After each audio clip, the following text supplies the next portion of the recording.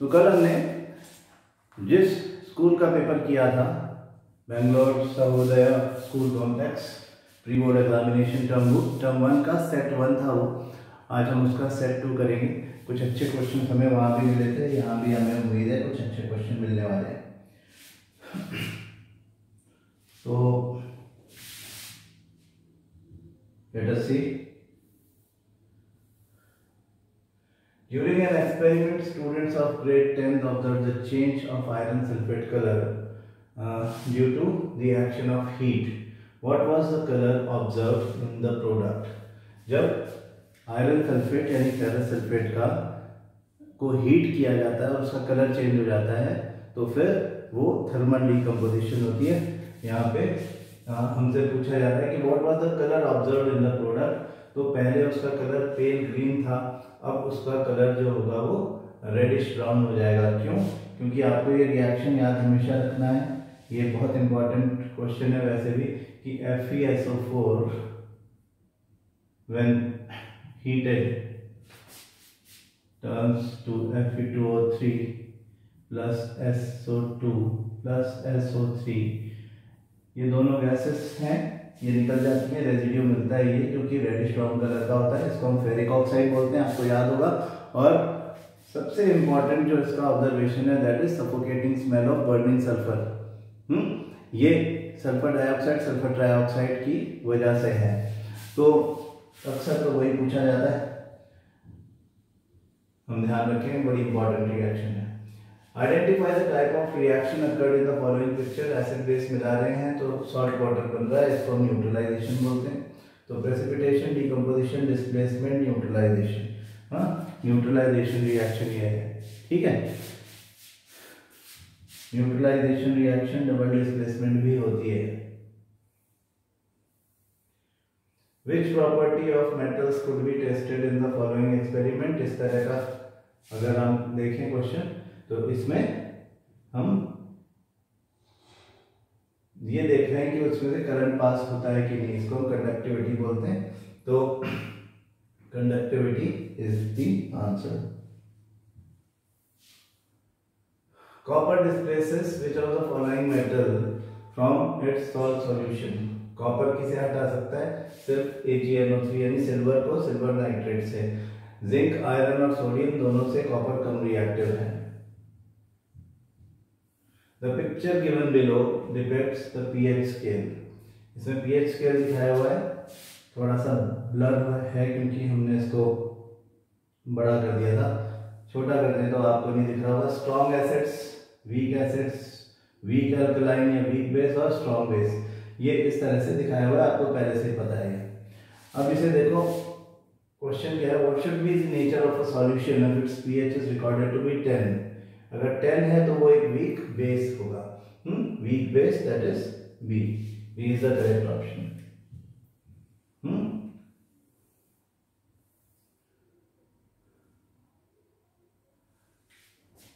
Which of the following statements about the following reaction is correct?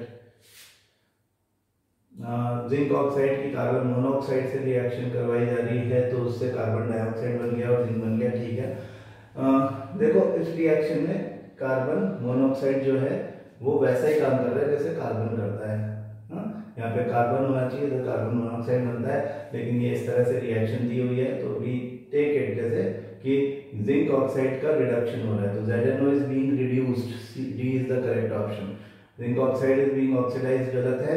Carbon monoxide is being reduced, ये भी गलत है। Carbon monoxide में oxygen add हो रहा है, तो फिर वो एडिशन ऑफ ऑक्सीजन यानी ऑक्सीडेशन होगा। और carbon dioxide is being oxidised का कोई सवाल नहीं उठता, क्योंकि कार्बन डाइऑक्साइड तो प्रोडक्ट्स का पार्ट है। तो इसको हटा देते हैं, आगे देखें। In the balance chemical reaction the value of X and Y are.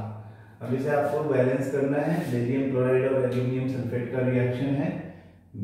Simple देखें, बेरियम के आगे 3 लिखा हुआ है, यहाँ पे आपको 3 लिखने के अलावा कोई रास्ता नहीं है। हाँ, तो इसका मतलब A या C में से कोई एक ऑप्शन होने वाला है। अब इधर क्लोरीन को देखो, यदि यहाँ पे 3 लिखोगे तो क्लोरीन यहाँ पे 3 इंटू 2 6 हो जाएगा, तो यहाँ y में 2 लिखना पड़ेगा, तो 3 and 2 यानी C is the correct option.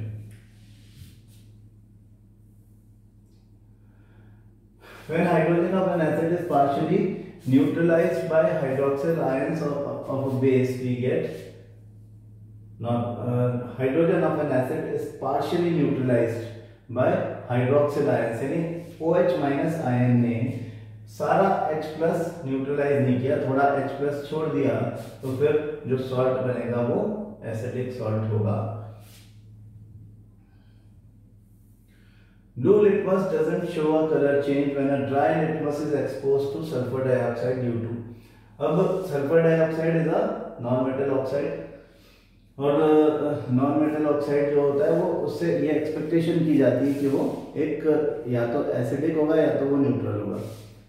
जो हम कह रहे हैं कि blue litmus doesn't show colour change, मतलब कि ब्लू को रेड में बदलना, ड्राई लिटमस को सल्फर डाइऑक्साइड के कांटेक्ट में लाया जाएगा तो चेंज क्यों नहीं कलर हो रहा। वही बात है जो हमने ड्राई HCl के लिए की थी कि इसमें वाटर नहीं है तो SO2 H plus ions release नहीं करवा पाएगा, और H प्लस आयंस के बिना एसिडिक प्रॉपर्टीज नहीं होगी। तो absence of H plus ions पहला ही ऑप्शन है, हाँ दैट इज करेक्ट। बाकी तो आप कुछ भी देख लो, कोई इंपॉर्टेंस नहीं है बाकी बातों की। Which of the following statements represents the most malleable metals? Most malleable आपको सिल्वर और गोल्ड के बारे में बताया हुआ है। अब यहाँ पे सल्फर, गोल्ड, फास्फोरस, सिल्वर लिखा हुआ है, तो सेकंड एंड फोर्थ दोनों, जहां लिखा हुआ है second and fourth, D is the correct option. ठीक है ना।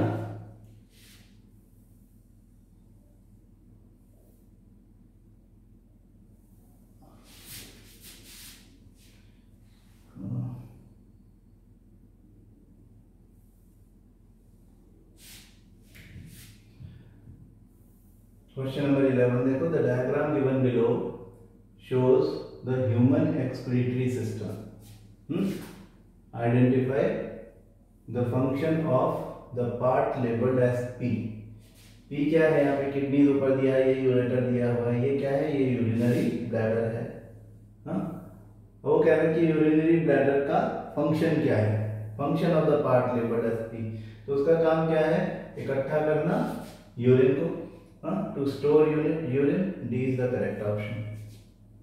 डायग्राम्स बहुत ध्यान से देख के जाने हैं हमको सारे, बहुत अच्छे से डायग्राम देखो, खास करके बायोलॉजी में आपकी बुक के डायग्राम्स बहुत अच्छे से देख करके जाओ, क्योंकि वो डायग्राम्स अक्सर पूछे जाते हैं।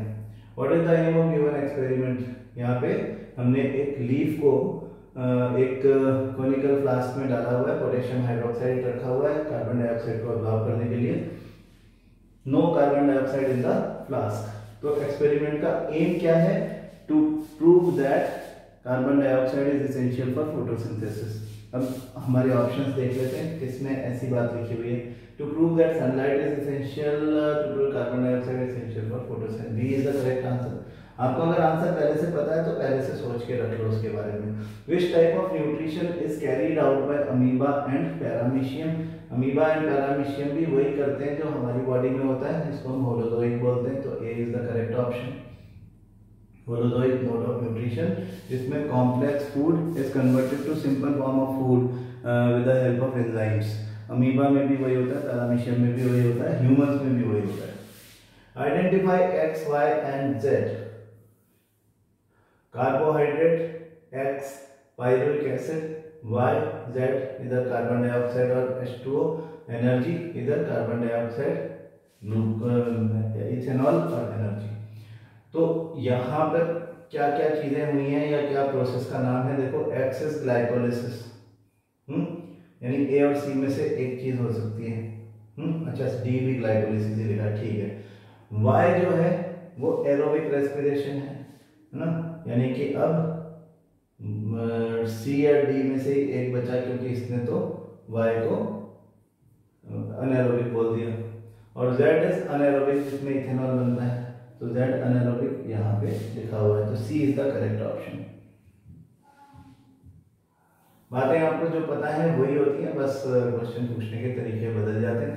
What happens when structure P क्या है, डायफ्राम है, कॉन्ट्रैक्ट्स एंड फ्लैटन्स, जब वो कॉन्ट्रैक्ट होता है ऊपर जाता है तब वो पुश करता है लंग्स को और एक्सेलेशन होता है, जब वो फ्लैट होता है तो वो नीचे आता है, उस समय लंग्स में एयर अंदर आती है, इनहेलेशन, तो एक्सेलेशन एंड इनहेलेशन। तो कॉन्ट्रैक्ट्स एंड फ्लैटन्स, अच्छा कॉन्ट्रैक्ट्स एंड फ्लैटन्स मतलब वो फ्लैट हो जाएगा तो क्या होगा, तो फोर्स्ड आउट तो तब होगा जब वो पुश करेगा, तो volume of the thoracic cavity increases, yes B is the correct option. Ribcage को छोड़ दो, air pressure in the lungs increases, no, B is the correct option. Which of these blood vessels labeled PQRS carries blood to the lungs?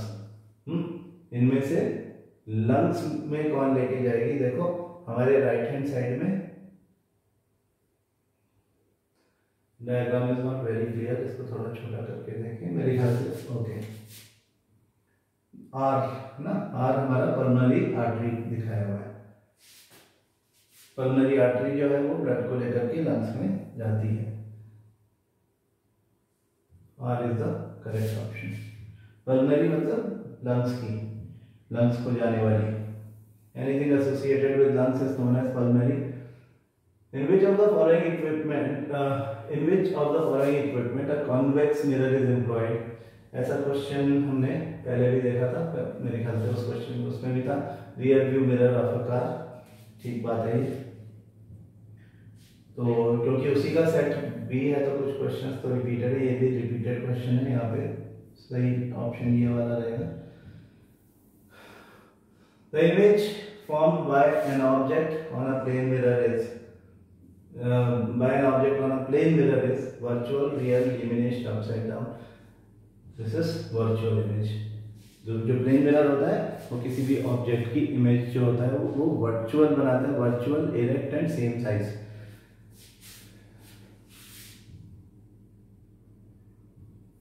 The angle of incidence is equal to the angle of reflection. Always? Yes. Always. Sometimes under special conditions, never always. ये law of reflection है। The convex mirror used for rear view, कैसा होता है convex mirror? ऐसा, इधर कहीं उसका F है, उसके पीछे कहीं उसका C है। और ये क्या कह रहा है? Convex mirror used for rear view on an automobile has a radius of curvature of 3 meter. Radius of curvature जो है वो 3 मीटर है, तो फोकल लेंथ कितना होगा? 3 का आधा 1.5 मीटर, ठीक है। If a bus is located at a distance of 5 metre, यहाँ पे कोई ऑब्जेक्ट है वो 5 मीटर पर है, from this mirror find the magnification. हमें U और F दिया हुआ है, मैग्निफिकेशन निकालना है तो हमको V निकालना पड़ेगा, तो 1 मिरर के लिए 1/f equal to 1/v plus 1/u, तो 1/v is 1/f minus 1/u। f की जगह पे हम लिख देंगे, ये क्योंकि कॉन्वेक्स है ये towards the left hand side जा रहा है, हम 1/1.5 लिख देंगे, इसको हम 10/15 भी लिख सकते हैं, माइनस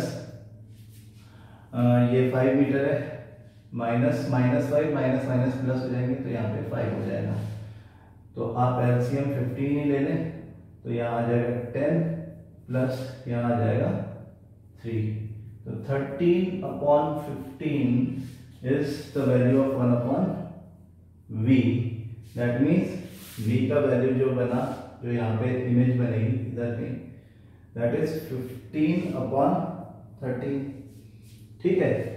तो हमें पूछा जा रहा है कि मैग्निफिकेशन क्या है, तो मैग्निफिकेशन मिरर के केस में -v/u होता है, हम लिखे -v जो है वो प्लस 15/13 हमने अभी अभी कैलकुलेट किया है, इनटू जो u है वो है -5,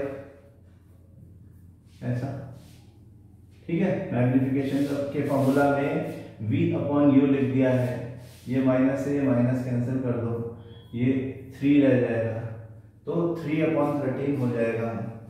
अभी 13 तो अब हम इसको 0.23 ये आपका आंसर आएगा। B is the correct option.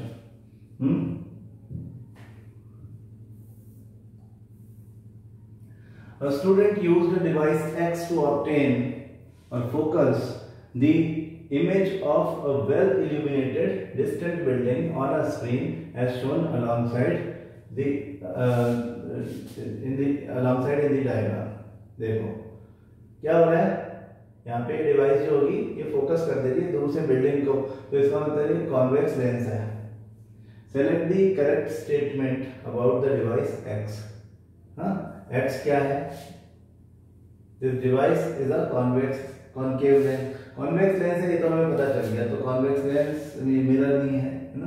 Convex lens C या डी में से एक ऑप्शन आएगा। ये कह रहा है कि फोकल लेंथ 4 सेंटीमीटर, ये कह रहा है फोकल लेंथ 8 सेंटीमीटर। तो ये फोकल लेंथ ही है क्योंकि ये पॉइंट साइज इमेज बना रहा है डिस्टेंट ऑब्जेक्ट का, तो 8 centimetre is the focal length, तो D is the correct option. Which letter represents focal length in the given picture? Focal length यहाँ पे y है ना। The distance between P and F is y. This is the case of convex mirror. So A is the option. Name the phenomenon depicted by the picture given below. ये क्या हो रहा है? ये dispersion of light हो रहा है, हाँ? Only dispersion of light, reflection and refraction, dispersion and scattering, rectilinear propagation of light. This is only dispersion. ये scattering नहीं होता है ना। हम जिन लोगों की कंसेप्ट क्लियर नहीं होती वो यहाँ पे गलती कर देते हैं, है ना। तो ये हमारा सेक्शन ए कंप्लीट होता है। इसका सेक्शन बी, इसमें क्वेश्चन नंबर 25 से 48 हो गया, असर्शन रीजनिंग भी होती है, उसके बारे में कल बात करेंगे। ठीक है, अभी आज मेरे ख्याल से 27 हो गया, 27 है आज डेट, तो और कल संडे भी है। आप लोग अभी अब अपने एसएसटी के एग्ज़ाम की तैयारी कर रहे होंगे आई एम श्योर, लेकिन आपको रेगुलर बेसिस पर साइंस और मैथ्स दोनों की क्लासेस मिलती रहेंगी। आप अपनी कन्वीनियंस से देख लें, चाहे बाद में देख लें, और रिवीजन के लिए भी आपको रिकॉर्डेड क्लासेस मिलेंगी। ठीक है ना। तो ऑन 30th आप जब एसएसटी से फ्री हो जाओगे तो आप एक साथ इन सब क्लासेस को देख सकते हैं। आप संडे को यानी कल जब आप एसएसटी की तैयारी से थोड़ा ब्रेक ले रहे हो तब भी इनको देख सकते हो, जैसा आपको कन्वीनियंट लगे। ठीक है ना। We are not forcing you to watch the classes और all the classes at the same time at the regular basis. आप अपनी कन्वीनियंस से देखें, क्लासेस आपको रोज मिलती ही रहेंगी। क्लासेस जो होगी वो आपके रिवीजन के पैटर्न पर मिलेंगी। तो आगे भी इसी तरह से क्वेश्चन आंसर करवाए जाएंगे। आपके पास कुछ क्वेश्चंस हैं जो आपने पूछने, तो इसी क्लास में डिस्कस हो जाएंगे अगर आप वो क्वेश्चंस हमको भेजोगे। ठीक है। All the best for your SST exam and it's preparation also. Thank you.